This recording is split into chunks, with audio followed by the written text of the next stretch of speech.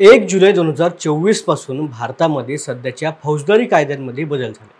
ब्रिटिशकालीन कायद्याची जागा आता नवीन कायद्यांनी घेतलेली आहे। भारतीय दंड संहिता आता भारतीय न्याय संहिता म्हणून ओळखली जाणार आहे। तसेच फौजदारी कायदा आता भारतीय नागरिक सुरक्षा संहिता म्हणून ओळखला जाईल। तर भारतीय पुरावा कायदा हा भारतीय साक्ष अधिनियमन म्हणून ओळखला जाणार आहे। या कायद्यांची अंमलबजावणी देशभरात 1 जुलै 2024 पासून लागू झाली। पण या कायद्यांना देशभरामध्ये काही प्रमाणात विरोध देखील झाला, कारण गेल्या वर्षी संसदेच्या दोन्ही सभागृहामध्ये हे विधेयक आवाजी मतदानाने मंजूर करण्यात आलं। विधेयक मंजूर करत असताना दोन्ही सभागृहात मिळून यावर फक्त 5 तास चर्चा झाली होती। देशाची न्यायव्यवस्था बदलणाऱ्या कायद्यांवरती संसदेमध्ये सखोल चर्चा होणं गरजेचं असल्याचं मत त्यावेळेला विरोधकांसह अभ्यासकांनी मांडलं होतं।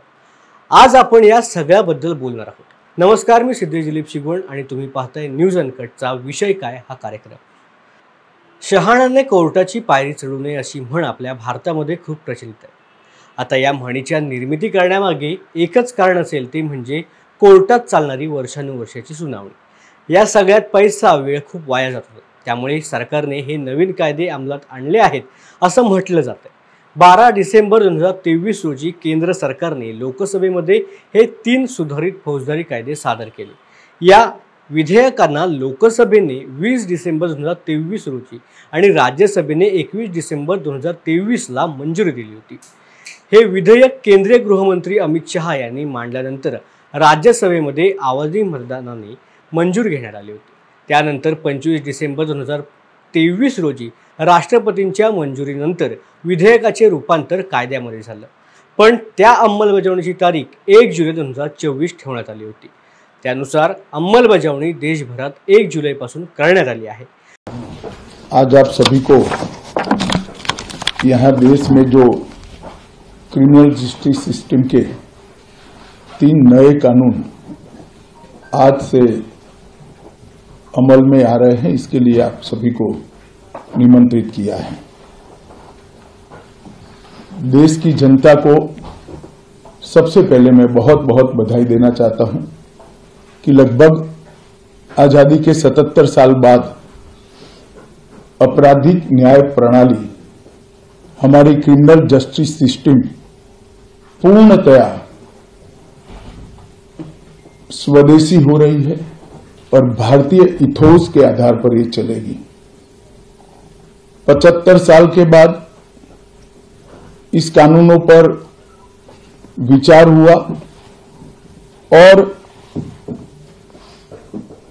ये कानून जब आज से हर थाने में अपना काम करना चालू करेंगे, तब नवीन कायद्यानुसार मॉब लिंचिंग, द्वेषमूलक या गुन्ह्यांमध्ये सहभागी असणाऱ्या प्रत्येक गुन्हेगारासाठी जन्मठेपेच्या शिक्षेची तरतूद करण्यात आली आहे। याआधी या गुन्ह्यांसाठी फक्त 7 वर्षाची शिक्षा होती।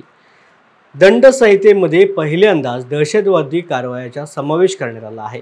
तसेच तस्करी किंवा बनावट नोटा छापून आर्थिक स्थैर्याला बाधा आणणाऱ्या गुन्ह्याला दहशतवादी कारवाईमध्ये समावेश करण्यात आला आहे। यापूर्वी जास्तीत जास्त 15 दिवसांची पोलीस कोठडी मिळायची, आता ती 60 ते 90 दिवसांपर्यंत वाढली आहे। माहिती तंत्रज्ञानाचा वापर सुद्धा आता वाढवला आहे। इलेक्ट्रॉनिक्स पुरावे आता कोर्टामध्ये ग्राह्य धरले जाणार आहेत। हाच मुद्दा वादाचं कारण ठरते, कारण अनेक नेत्यांनी आणि तज्ज्ञांनी याबद्दल नाराजी देखील व्यक्त केली आहे। आता नव्या कायद्यानुसार तुमच्या राज्यामधील कोणत्याही पोलीस स्टेशनमध्ये तुम्ही FIR नोंदवू शकता। याआधी गुन्हा ज्या हद्दीमध्ये घडला आहे तिथेच गुन्ह्याची नोंद करावी लागत होती, आता ऑनलाईन FIR तुम्ही नोंदवू शकता।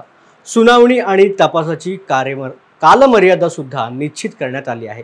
उदाहरणार्थ, एखाद्या गुन्ह्याचा निकाल 45 दिवसात द्यावा लागणार आहे।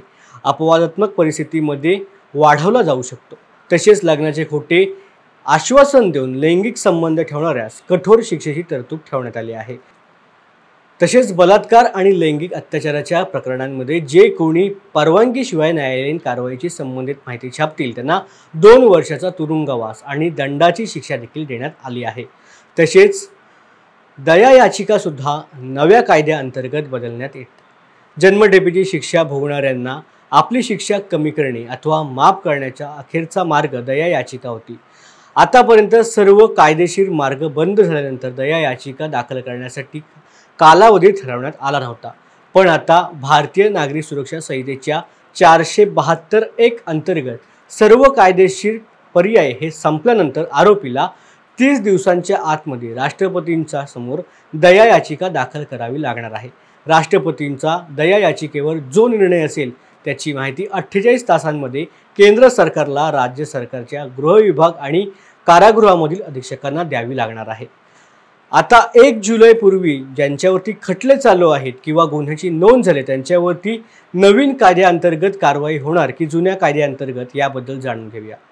1 जुलैपूर्वी नोंदवलेल्या खटल्यांवरती आणि खटल्यांच्या तपासावरती नव्या कायद्याचा कोणताही परिणाम होणार नाही। तसेच 1 जुलैपासून नवीन कायद्यानुसार सर्व गुन्ह्यांची नोंद केली जाईल। कोर्टामध्ये जुन्या खटल्यांची सुनावणी जुन्या कायद्यानुसारच केली जाईल।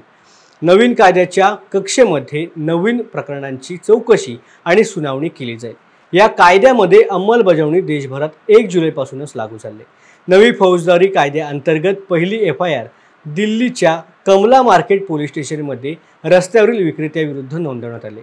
नवी दिल्ली रेल्वे स्थानकावरील फूट ओव्हर ब्रिजला अडथळा केल्याच्या आरोपावरून भारतीय न्याय संहिता कलम 285 अन्वये गुन्हा दाखल करण्यात आला आहे। न्यायव्यवस्थेत केलेला बदल हा देशासाठी किती हितकारक ठरणार हे येत्या काही काळातच आपल्याला समजणार आहे। तत्पूर्वी इथेच थांबूया। असे अनेक विषय घेऊन पुन्हा भेटू। तोपर्यंत पाहत रहा न्यूज अनकट। धन्यवाद।